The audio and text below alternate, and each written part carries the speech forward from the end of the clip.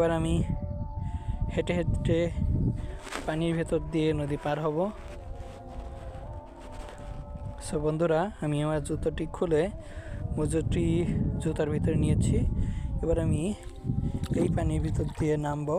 পানিটা কিন্তু বেশ ঠান্ডা, তো আমি কিন্তু এখানে আমার প্যান্টও একটু ঘুচাই নিছি যাতে করে আমার প্যান্ট ভিজে না যায়। এখানে কিন্তু টাকনো পর্যন্ত পানি আছে। তো আমি এখন এই অংশ পার হচ্ছি এবং এখানে এই ভালো পরিমাণে স্রোত আছে। আমি যেখানে পা দিচ্ছি স্রোতের কারণে বালু সরে যাচ্ছে এবং আমি ডেবে যাচ্ছি।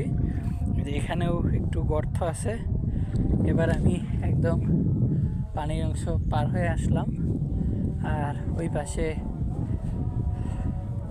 একেবারেই পানি আর নেই। এই যেখান দিকে অল্প অল্প পানি কিন্তু আছে এবং অবশেষে আমি যমুনা নদীর যে বড় চর, যেটা দূর থেকে দেখা যায়, আমি সেই চরে এসেছি।